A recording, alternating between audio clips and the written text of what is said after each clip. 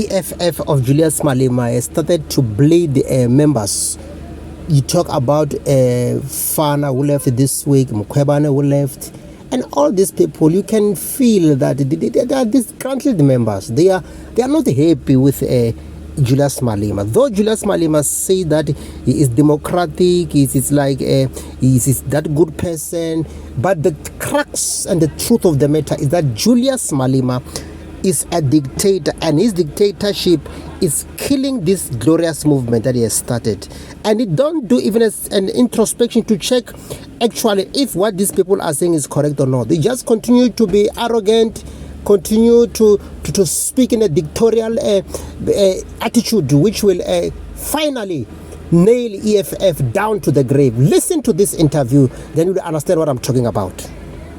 People were saying that, is this the beginning of the end for the EFF? Your comment? Or the end of the beginning, perhaps, because we are about to see much more.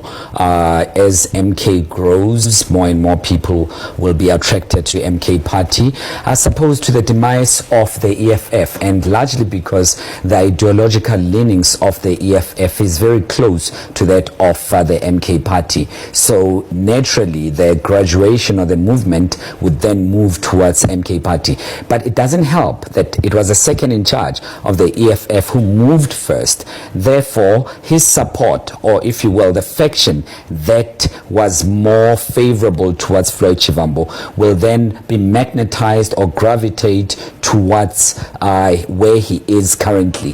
He will be making some calls, as he has been, to invite more individuals to come through.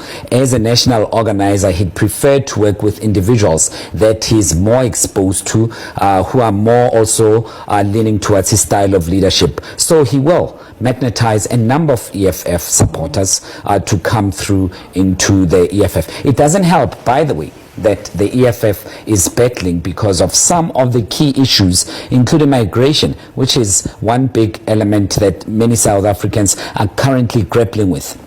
But secondly, as well, the leadership of Julius Malema that has been seen as dictatorial, autocratic, and overly imposing. And we have seen lack of self-reflection from him in the past few days, where he would have been expected to somehow be humble and also say, what can we do to make this a little bit better, and maybe recognize the error of his ways. None of that has come through. We've seen him saying that using the NPA upcoming Assembly, National People's Assembly, saying that he knows who the culprits are. They're going to be dealt with in December. So even if perhaps you wanted to stay in the EFF, those threatening remarks would shake you, and you'd think, am I next? Because I could just be victimized for knowing Floyd, for perhaps calling him, or anyone else on the other side of the divide. And certainly